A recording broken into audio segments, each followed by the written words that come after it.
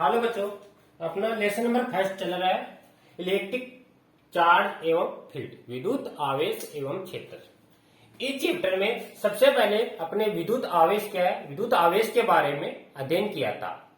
इसके बाद में इस विद्युत क्षेत्र की तीव्रता, विद्युत क्षेत्र की तीव्रता क्या होती है और उस तीव्रता के बारे में अपने अध्ययन कर लिया था और इक्वेशन निकाली थी E बराबर F अपॉन में Q। इसके बाद में अपने विद्युत फ्लक्स है, विद्युत फ्लक्स के बारे में देख लिया था और उसके लिए इक्वेशन निकाली थी फाई बराबर E डॉट में ds।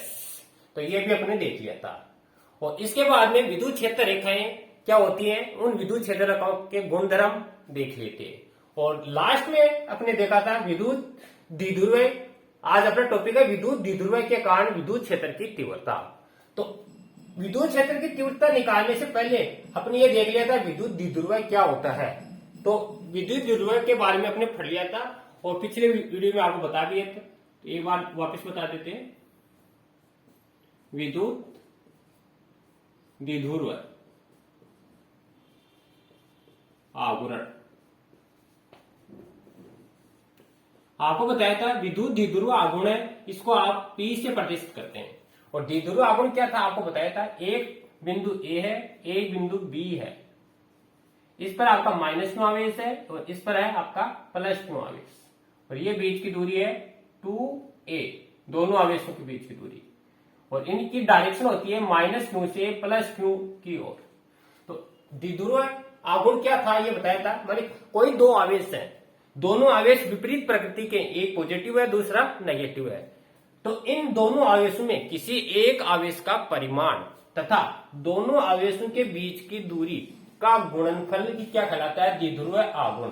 P बराबर Q2a, ये द्विध्रुव आघूर्ण था और ये एक सदिश है, तो इसलिए इसके ऊपर अपन क्या लगा दिया था, वेक्टर लगा दिया था। और इसकी जो दिशा है, डायरेक्शन नेगेटिव है, नेगेटिव से आपकी किधर थी, पॉजिटिव की ओर इसकी डायरेक्शन थी। दोनों जो द्विध्रुव की सिरे आपके A और B, इनको मिलाने वाली जो रेखा है इसको बोलते हैं द्विध्रुव की अक्ष। ये कहलाता है द्विध्रुव का केंद्र बिंदु और इस केंद्र से अक्ष के लंबवत जो रेखा गुजरती है इसको बोलते हैं अपन द्विध्रुव की निरक्ष। ये इतना अपने देख लिया था। आज अपना पहला टॉपिक आ रहा है विद्युत द्विध्रुव के कारण विद्युत क्षेत्र की तीव्रता। इसमें पहला टॉपिक है द्विध्रुव की अक्ष। ये जो अक्ष है, अक्ष पर कोई एक बिंदु है, उस बिंदु पर आपको विद्युत क्षेत्र की तीव्रता ज्ञात करनी है। तो बच्चों अपन ये टॉपिक लेते हैं।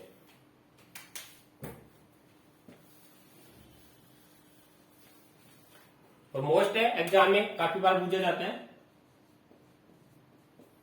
तो पहला टॉपिक है द्विध्रुव के कारण या विद्युत द्विध्रुव के कारण या विद्युत द्विध्रुव की अक्ष पर विद्युत क्षेत्र की तीव्रता ज्ञात करना। माने आपको अक्ष पर E का मान ज्ञात करना है। विद्युत क्षेत्र की तीव्रता अपन पढ़ चुके हैं पीछे, अब उसी को यूज करते हुए अपन को तीव्रता ज्ञात करनी है। तो तीव्रता निकालने के लिए अपन क्या करते हैं, पहले इसका डायग्राम बनाते हैं और डायग्राम बनाने के बाद इसको अपन देखते हैं। तो डायग्राम देखो, ये क्या है, एक द्विध्रुव है। जैसे इसको मान लिया बिंदु A और इसको मान लिया बिंदु B।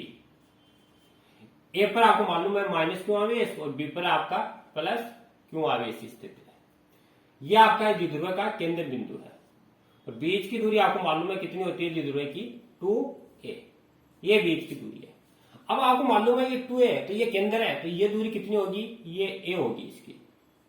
ऐसे ही ये आपकी ये भी क्या होगी, a होगी, हाफ।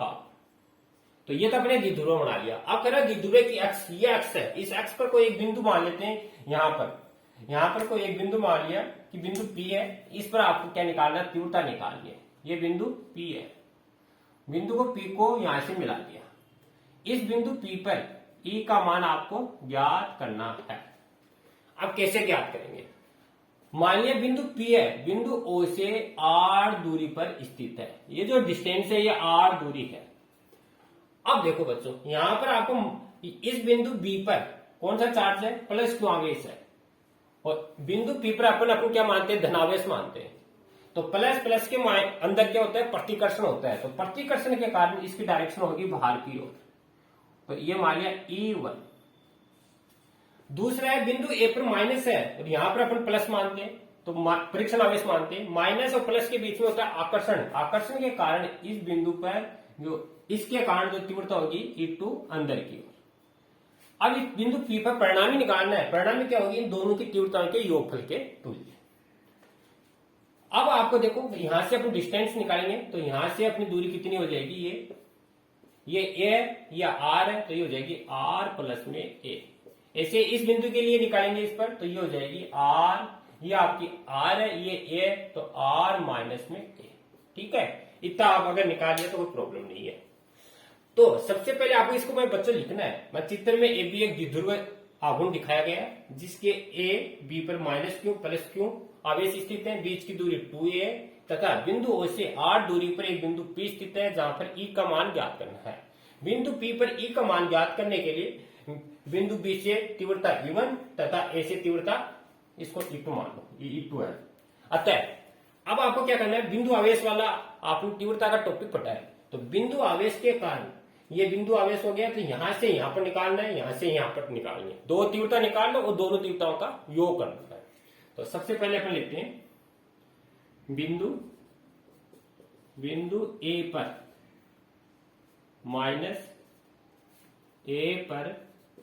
माइनस क्यों, आवेश के कारण पी पर तीव्रता। अब देखो यही तीव्रता देख रहे हैं अपन, तो इसकी डायरेक्शन अंदर की ओर थी, तो तीव्रता की अपन पढ़ चुके पीछे। तीव्रता E बराबर होती है के क्यू अपोन में आर स्क्वायर, और के का मान अपन जानते हैं 1/4 पाई एप्सिलॉन नॉट होता है। अब क्यू की जगह क्यों आएगा, लेकिन आर की जगह क्या आएगा, अपने पास कितनी डिस्टेंस एपी। तो पहले निकालते हैं E2 बराबर के क्यू अपोन में एपी का स्क्वायर। एपी अपने पास क्या है, अभी आपको बताइए, आर प्लस ए। हम एपी का मान है आर प्लस में ए का होल, तो यहां पर लगाएंगे के क्यू अपोन में आर प्लस ए का whole square. Equation number first आए बच्चों समझ में। अब निकालेंगे बिंदु बी पर प्लस क्यू, आवेश के कारण पी पर तीव्रता। अब क्या आ जाएगा, E1 आ जाएगा। E1 बराबर के क्यू अपोन में, अब एपी की जगह क्या आएगा, बीपी, बीपी का स्क्वायर। और बीपी अपने पास मालूम है आपको कितनी, बीपी का मान क्या है, आर माइनस में ए, तो ये आएगा के क्यू बटा आर माइनस में ए का होल स्क्वायर। अब देखो बच्चों, आपने दो तीव्रताएं निकाल ली, परिणामी निकालनी है। परिणामी क्या होगी, इन दोनों तीव्रताओं के योगफल के तुल्य होगी। लेकिन बिंदु पी पर प्लस और माइनस के कारण तीव्रताएं अलग अलग डायरेक्शन में है, अलग अलग डायरेक्शन में है, तो दोनों में क्या हो जाएगा, अंतर हो जाएगा। इसलिए बिंदु पी पर परिणामी तीव्रता, तो परिणामी तीव्रता निकालनी है। अब जैसे सदिश रूप में लिखते हैं, तो E बराबर आता है E1 प्लस में E2, लेकिन यहां पर डायरेक्शन अलग अलग है बच्चों, तो अलग अलग है, तो इसको क्या लिखेंगे, E बराबर E1 minus E2, equation number 3। अब E1 को पहले क्यों लिखा, क्योंकि E1 है प्लस आवेश के कारण, प्लस वैल्यू का हमेशा माइनस की तुलना में ज्यादा होती है तीव्रता, इसलिए इसको पहले लिखा है और E2 को बाद में।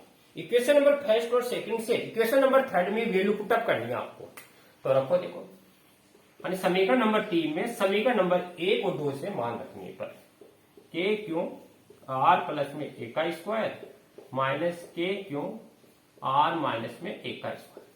के क्यू दोनों में है तो कॉमन आ जाएगा, और 1 बटा आर प्लस में ए का स्क्वायर माइनस 1 बटा आर माइनस ए का स्क्वायर। अब देखो बच्चों, ये दो है, दो नीचे क्या है, एलसीएम ले लेंगे इसका, तो के क्यू एलसीएम लिया तो ये आएगा आर प्लस में ए का स्क्वायर और आर माइनस ए का स्क्वायर। अब देखो एलसीएम लेते हैं, तो ये पद है, इसकी जगह अब ये इधर वाला पद है ऊपर आ जाएगा, आर माइनस ए का स्क्वायर माइनस यहां पर क्या आएगा, ये पद आर प्लस में ए का स्क्वायर। अब बच्चों इसको एक फॉर्मूला अपने पास पढ़ा होगा, ए माइनस बी का होल स्क्वायर क्या होता है, A square plus B square minus 2ab। ऐसे आर प्लस ए का स्क्वायर का फॉर्मूला है A square plus 2ab plus B square. और यह आपने पढ़ा होगा ए प्लस बी और ए माइनस बी का ए स्क्वायर माइनस बी स्क्वायर। तो फॉर्मूले के रूप में इसको लिख लेते हैं, के Q R square plus a square minus 2ra। लेकिन यहां पे माइनस है, माइनस का भी इसमें यूज करना है, r square minus a square और माइनस 2ra।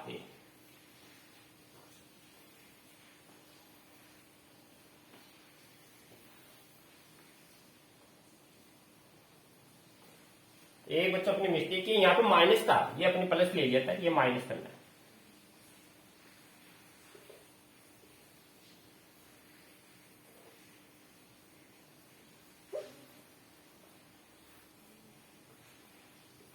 अपॉन में अब इसको r square minus a square का होल स्क्वायर। अब ऊपर वाली इक्वेशन में देखो बच्चों, ऊपर वाली इक्वेशन में क्या होगा, ऊपर वाली इक्वेशन में आर स्क्वायर कैंसिल हो जाएगा, ये ए स्क्वायर से ए स्क्वायर, लेकिन 2ra कितना हो जाएगा आपका आएगा के पी अपॉन 2ra यानी 4 हो जाएगा ये आपका। नीचे इसको खोल देंगे ए स्क्वायर माइनस बी स्क्वायर के फॉर्मूले से, तो आर की पावर 4 प्लस ए की पावर 4 माइनस 2r स्क्वायर ए स्क्वायर। अब बच्चों देखो अपन क्या देख रहे हैं कि ये जो आर है, आर ए की तुलना में बहुत ज्यादा है। जरूरी नहीं है ये बिंदु यहाँ, ये भी ले सकते हैं, यहाँ भी ले सकते हैं, कहीं पर भी ले सकते हैं। तो आर क्या है, ए की तुलना, ये तो क्या इतना सही है, तो एक की उच्च घातों को नगण्य मान के छोड़ देंगे। यानी इस क्या करेंगे अपन, ए स्क्वायर या ए की जितनी भी उच्च घातें हैं उनको सबको नगण्य मान के छोड़ देंगे, क्योंकि ये आर की तुलना में क्या है, बहुत ही छोटा है। तो ये शून्य हो जाएगा, ये शून्य हो जाएगा, क्या बचेगा आर की पावर 4। तो ये आएगा ई बराबर के पी 4ra अपॉन आर की पावर 4। एक आर है, एक आर से एक आर कैंसिल हो जाएगा, और 4 है, 4 को लिखेंगे 2 तो पहले लिख लेंगे, और 2a एक क्यों लिखेंगे ताकि p बन जाए, क्यों टॉपिक अपना चल रहा है द्विध्रुव के कारण। तो यहां तक नोट करना, फिर इसके बाद ऊपर लेते हैं अपन।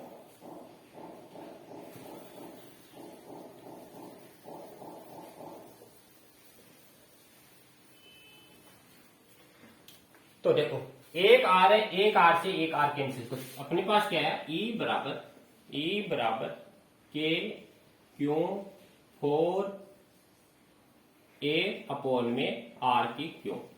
अब इसको अपन P बनाने के लिए क्या करेंगे, 2 को पहले लिख लिया, 2k q 2a upon r की क्यू। यहां से मल्टीप्लाई करके देखो, 2 मल्टीप्लाई 2 4 हो रहे हैं।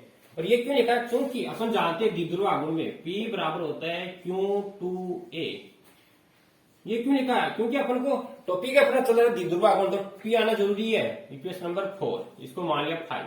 इक्वेशन नंबर 4 में इक्वेशन नंबर 5 से क्यू की वैल्यू यहां पर इसकी जगह क्यों वैल्यू पुटअप करने पर, तो E बराबर आएगा 2kP अपॉन में आर की क्यू। ये अपने पास है अक्ष पर द्विध्रुव की अक्ष पर विद्युत क्षेत्र की तीव्रता। अब देखो k का मतलब 1/4 भी है, इसको वेक्टर 4 में बोले था कई बार। वेक्टर 4 में क्या करना है, इसके ऊपर तीर का एरो लगा देना, 2k द्विध्रुव आघूर्ण सदिश होता है अपॉन आर की क्यूब और आर के। आर की क्या है, यहाँ पे एकांक सदिश है, जिसकी दिशा अभी देख रहे थे आप ओपी है, ओपी के बाहर की ओर होती है। तो अपन क्या देख रहे हैं, अक्ष है, अक्ष पर विद्युत क्षेत्र की जो तीव्रता है दूरी के क्यूब 1/r के व्युत्क्रमानुपाती होती है। आपने विद्युत क्षेत्र की तीव्रता में देखा होगा, तीव्रता में E है 1/r² पर डिपेंड करती थी, लेकिन द्विध्रुव के कारण दूरी के घन के व्युत्क्रमानुपाती होती है। अर्थात जिन जो दूरी बढ़ेगी त्यों त्यों क्या होगी, तीव्रता कम होती जाएगी। इसको ग्राफ में भी आप प्रेजेंट कर सकते हो, इधर ए ले सकते हो, इधर आर ले सकते हो। तो इसका वक्र इस तरह आएगा प्रवलयाकार, ए इनवर्सली प्रोपोर्शनल आर की क्यूब। तो ये टॉपिक बच्चों अपने किया द्विध्रुव की अक्ष पर विद्युत क्षेत्र की तीव्रता का मान याद करना। इसके बाद में अपन नेक्स्ट टॉपिक लेंगे द्विध्रुव की निरक्ष पर। ये अक्ष पर था, अब निरक्ष पर लेंगे, यहां तक नोट करना। तो इसके बाद में आगे चलते हैं।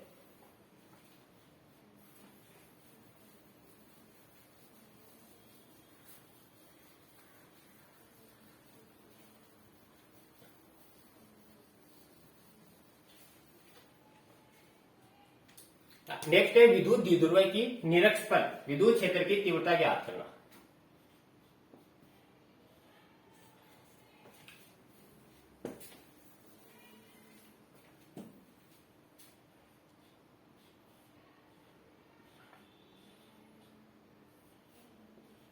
निरक्ष पर विद्युत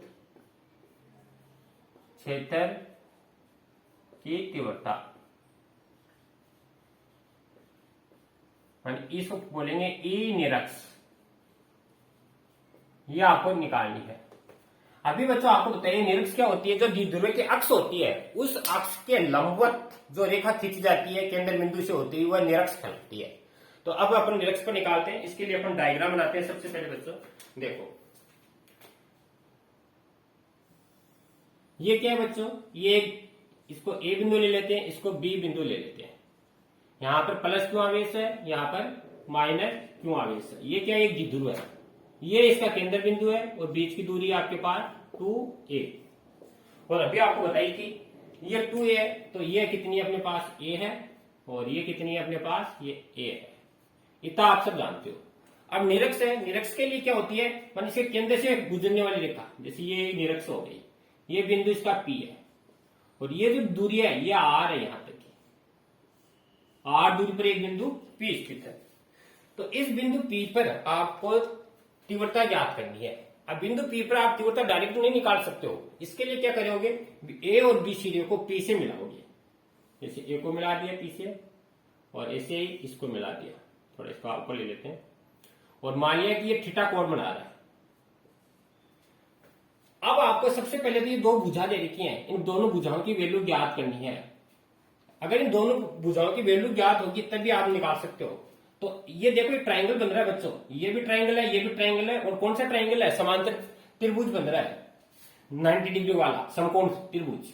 तो इसमें आप पाइथागोरस प्रमेय है वो लगा के निकाल सकते हो। मानी ओपी का OP square plus O B का स्क्वायर बराबर बी पी का स्क्वायर, पाइथागोरस थ्योरम से। ये आर है, ये ए है, r square plus a square बराबर बीपी का स्क्वायर। तो बीपी बराबर क्या आ जाएगा, r square plus a square. तो बच्चों आप क्या देख रहे हो, मानी ये साइड और ये साइड दोनों इक्वल आएगी और इसका मान क्या आएगा, r square plus a square. क्यों आएगी, दोनों की सेम है वैल्यू। तो r square plus a square, ये अपना इतना देख लिया। इसके बाद में बच्चों अपन क्या देखते हैं, अब इस पर अपन डायरेक्ट नहीं निकाल सकते तीव्रता। इसके लिए क्या करते हैं, क्षैतिज और ऊर्ध्वाधर घटकों की आवश्यकता होती है। ये प्लस है, इस पर प्लस है तो इसके कारण प्रतिकर्षण होगा और इसकी डायरेक्शन होगी इधर। इसको मान लिया E1 तीव्रता। ये माइनस है तो इसके कारण क्या होगा, आकर्षण होगा और इसकी डायरेक्शन होगी आपकी अंदर की ओर, ये E2 होगा आपका।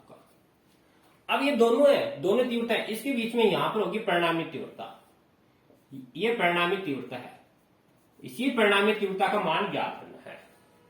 अब इसका मान कैसे आएगा, ये कोण थीटा है तो ये भी थीटा बनेगा क्योंकि संगत कोण है, संगत कोण बनेंगे।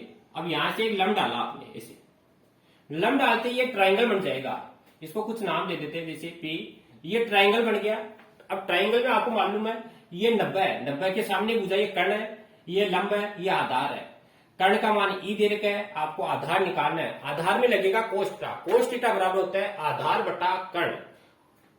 तो आधार का मान आएगा कर्ण कोस थीटा और इसका मान है E1 कोस थीटा। तो इस भुजा का मान आएगा E1 कोस थीटा। यहां लिख लेते हैं E1 कोस थीटा। सेम ये का ये काम नीचे वाले में होगा, लेकिन इसका मान E2 है तो इसका मान आएगा E2 कोस थीटा। अर्थात दोनों एक ही डायरेक्शन में है तो दोनों आपस में जुड़ जाएंगे ये जब वैल्यू निकालेंगे इसकी। लेकिन अगर लंबवत में निकालें तो लंबवत में क्या होगा, साइन थीटा लगता है। साइन थीटा बराबर होता है लंब बटा कर्ण और लंब का मान आएगा E1 साइन थीटा। सेम ये का काम नीचे होगा लेकिन इधर आएगा E2 साइन थीटा और ये आएगा E2 इसकी वजह से। तो ये बच्चों अपने ट्रायंगल बना लिया। अब सबसे पहले आपको इसमें लिखना है, चित्र में एक द्विध्रुव आघूर्ण दिखाया गया है जिस पर माइनस क्यू और प्लस क्यू आवेश स्थित है। बीच की दूरी 2a तथा केंद्र O से R दूरी पर एक बिंदु P स्थित है जहां पर E का मान ज्ञात करना है। बिंदु P पर E का मान ज्ञात करने के लिए तीव्रताओं को क्षैतिज व ऊर्ध्वाधर घटकों में वियोजित करते हैं। क्षैतिज घटक आते हैं E1 cos थीटा और E2 cos थीटा, जबकि ऊर्ध्वाधर घटक आते हैं E1 sin थीटा और E2 sin थीटा, तथा बिंदु P को A व B से मिलाते हैं और इसके बीच की दूरी ज्ञात करते हैं। इतना बच्चों आपको पहले इसमें लिखना है। अब अपन तीव्रता निकालते हैं। सबसे पहले प्लस, जैसे उसमें किया वैसे प्लस क्यू आवेश के कारण P पर तीव्रता, तो देखो कितनी आएगी। अब ये दूरी है इसमें बच्चों, तो तीव्रता भी आपने पढ़ी थी। जैसे इसके कारण E1 है तो E1 बराबर के क्यू अपोन में आर स्क्वायर, इस जगह क्या आएगा बीपी का स्क्वायर। बीपी कितनी अपने पास अपने निकालिए यदि, तो यहां पर आएगा के क्यू अपोन में स्क्वायर है, ये रूट है, स्क्वायर से रूट गायब हो जाएगा और ये आएगा आर स्क्वायर प्लस में A square. Equation number first. Same ये क्या, ये काम करेंगे माइनस क्यू आवेश के कारण पी पर, माइनस क्यू आवेश के कारण पी पर तीव्रता। अब बच्चों आप क्या देख रहे हो इसमें, ये दूरी भी सेम है, आवेश भी सेम है, तो इसके कारण भी यही आएगी आपका E2 बराबर के क्यू, लेकिन दूरी आएगी एपी बटा एपी का स्क्वायर और के क्यू बटा आर माइनस में r square minus plus equation number 2। अब बच्चों 1 और 2 से आप क्या देख रहे हो, E1 का परिणाम बराबर E2 का परिणाम, अर्थात दोनों तीव्रताएं क्या है, सेम है, परिमाण में सेम है, लेकिन डायरेक्शन में क्या है, विपरीत है। तो अपन ये देख रहे हैं कि दोनों तीव्रता तो सेम है, वैल्यू सेम है, लेकिन डायरेक्शन में क्या है, विपरीत है। तो विपरीत है तो अब क्या करेंगे, अपन तीव्रता को क्षैतिज और ऊर्ध्वाधर घटकों में वियोजित करेंगे। अब अपन देखेंगे ऊर्ध्वाधर घटक है मान सेम है, तो ऊपर नीचे होने के कारण आपस में निरस्त हो जाएंगे, जबकि जो क्षैतिज घटक है एक ही डायरेक्शन में होने के कारण आपस में क्या हो जाएंगे, जुड़ जाएंगे। तो परिणामी तीव्रता, इसलिए परिणामी तीव्रता केवल क्षैतिज घटक के कारण आएगी। E बराबर E1 cos theta plus E2 cos theta. ये आपको बता दिया कैसे आया E1 cos थीटा, पर यहाँ ट्राइंगल लिया और ट्राइंगल में cos थीटा बराबर आधार बटा कर्ण लगा के ये मान ज्ञात किया। अभी आपने देखा E1 E2 सेम है, तो ये जुड़ जाएगा, तो जाएगा 2E1 cos theta. Equation number 4। E1 का मान अपने निकाल चुके हैं, cos थीटा का मान, ये ट्राइंगल लेंगे वापस त्रिभुज OBP में। cos थीटा बराबर होता है, थीटा के सामने गुजरा लंब, ये कर्ण, ये आधार, तो cos थीटा बराबर होता है आधार बटा कर्ण, मानी आधार बटे कर्ण, और आधार का मान है a और कर्ण का मान है ये आर स्क्वायर प्लस ए का स्क्वायर का अंडर रूट। इक्वेशन नंबर 4 है, इक्वेशन नंबर 4 में E1 का मान एवं cos थीटा का मान आप 4 में रखना है। तो समीकरण नंबर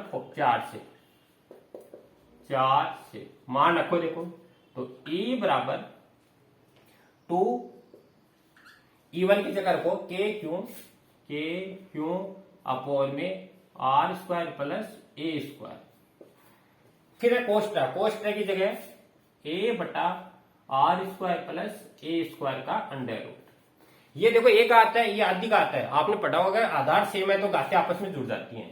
तो E बराबर के पी, 2 को अपने इसके साथ लिख लिया, 2a अपोन में r square plus a square की पावर 3/2। अभी आपको थोड़ी देर पहले बताया a है, ये तो क्या आपकी तीसरी है, लेकिन ये बिंदु अपन यहां पे भी ले सकते हैं, यहां पे भी ले सकते हैं। तो r है a की तुलना में बहुत बड़ा है, a बहुत छोटा है, अर्थात a लेस देन r, इसलिए a स्क्वायर बराबर 0। तो इसको 0 कर देंगे, तो ये आएगा आर स्क्वायर, और ऊपर का आता है 3/2, तो 2 से 2 कैंसिल, और क्या बचेगी r की घात 3। तो E बराबर आएगा के पी 2a अपोन आर की क्यूब। अब अपन जानते हैं ये होता है P द्विध्रुव आघूर्ण, P बराबर होता है Q2a। तो ये जो वैल्यू है ये यहां रख देंगे, तो ये आएगा E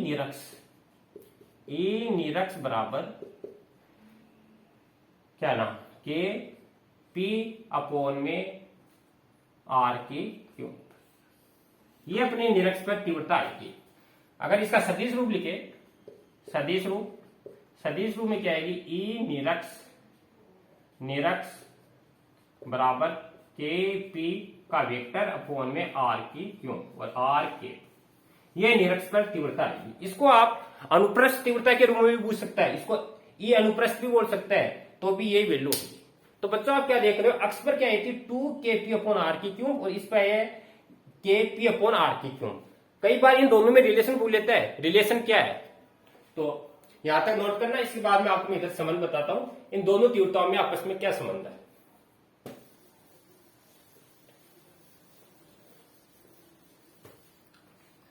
तो देखो दोनों तीव्रता में क्या संबंध है, संबंध देखो,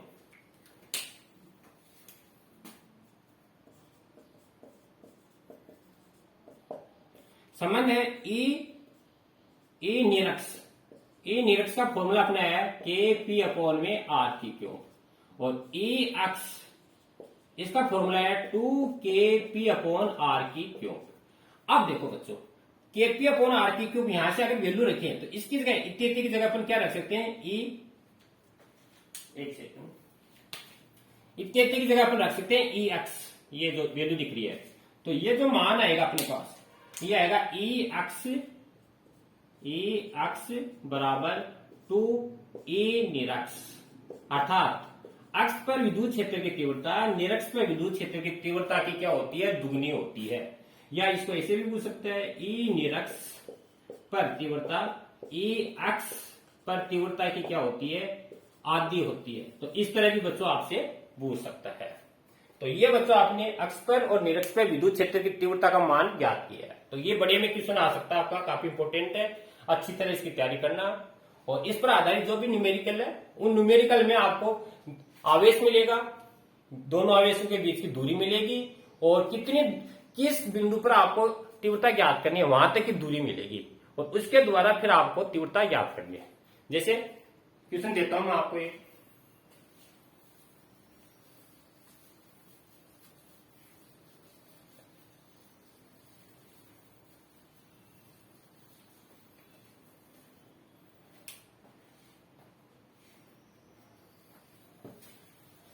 जैसे कोई क्वेश्चन है, एग्जाम्पल दे रखा आपकी बुक में, जैसे कोई द्विध्रुव आघूर्ण है, उस पर आवेश है, आवेश का मान दे रखा है क्यों बराबर 10 माइक्रोकुलाम, 10 माइक्रोकुलाम। दोनों आवेश है, उन दोनों आवेशों के बीच की दूरी ये दे रखी है 5 मिलीमीटर, ये आपको दे रखी है। तथा अब आपसे इसमें पूछ रहा है, पहले तो पूछ रहा है जो द्विध्रुव है कि अक्ष पर आर का मान दे रखा है, अक्ष पर कोई बिंदु है, उस आर का मान दे रखा है 15 सेंटीमीटर। तो पी पर ई अक्ष ज्ञात करो, एक तो ये पूछ रहा है। दूसरा पूछ रहा है द्विध्रुव है कि अब निरक्स दे रखी है आपकी, निरक्स पर आर बराबर 15 सेंटीमीटर है, तो पी पर तीव्रता ज्ञात करो। ये दो चीज पूछ रहा है आपसे। अब कुछ भी नहीं करना आपको, सबसे पहले क्यों है, इसको माइक्रो है, माइक्रो में आप जानते हो 10 की पावर 6 होती है, 10 इंटू 10 की पावर माइनस में 6 कूलम। मिलीमीटर है, 10 की पावर माइनस 3 होती है, तो इसको चेंज करना है 5 मल्टीप्लाई 10 की पावर माइनस 3। सेंटीमीटर दूरी दे रखी है 15 सेंटीमीटर, इसके मीटर बनाओगे तो क्या करोगे, ये सेंटीमीटर है तो मीटर में क्या करते हैं 100 से डिवाइड कर देते हैं, तो ये बन जाएगा 15 इंटू 10 की पावर माइनस में 2 मीटर। बस ये चीज सब आपकी वैल्यू निकल गई। तो आप तो सबसे पहले आंसर निकालते हैं पहले का। अक्ष पर अभी आपको पता है ई अक्ष बराबर 2kp अपॉन में आर की क्यूब। अब के की वैल्यू आप जानते हो, के की वैल्यू आपको बता चुके पहले, 9 इंटू 10 की पावर 9 होती है आपकी, रख दो वैल्यू इसमें, 2 इंटू 9 इंटू 9 10 की पावर 9 मल्टीप्लाई पी है, पी का मान आपको अब याद निकालना है, पी बराबर होता है 2 क्या नाम द्विध्रुवापन 2a। क्यों दे रखा है आपके पास 10 इंटू 10 की पावर माइनस में 6 मल्टीप्लाई 2a की वैल्यू दे रखी है 5 गुणा 10 की पावर माइनस 3 50। आपको मालूम है आधार समान है तो घातें जुड़ती हैं, 6 और 3 9, 10 की पावर माइनस 9। लेकिन ये एक जीरो है, ये प्लस का है तो ये कम हो जाएगी, मान 5 गुणा 10 की पावर माइनस का 8 कूलाम मीटर, या मीटर तो कूलाम भी लिख सकते हो। अब यहां पर रख दो, तो 5 इंटू 10 की पावर -8 अपॉन में आर का मान दे रखा है, ये रहा आपके पास 15 इंटू 10 की पावर -2 का स्क्वायर क्यों सॉरी। अब देखो सॉल्यूशन करना है, ये -8 है, ये 9 है, तो इसमें कैंसिल किया एक बच्चे की और 9 दूनी 18 मल्टीप्लाई 10।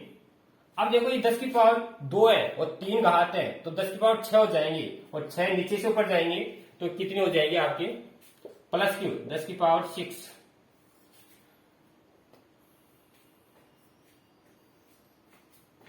और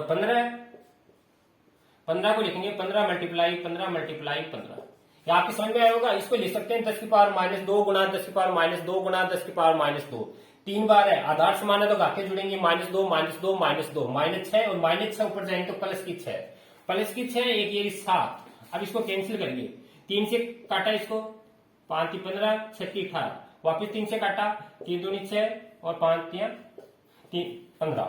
अब इसका मल्टीप्लिकेशन करना पड़ेगा, या इसको काट दो 5 दूनी 10 और इसका 5 15। अब नहीं कटेगा आपको, अब मल्टीप्लाई करना पड़ेगा 2 मल्टीप्लाई 10 की पावर 6 अपॉन 25 और 75। अब डायरेक्ट भाग नहीं देख सकते, इसको क्या करेंगे 200 कर लेंगे और 10 की पावर कितनी हो जाएगी 4 अपॉन 75।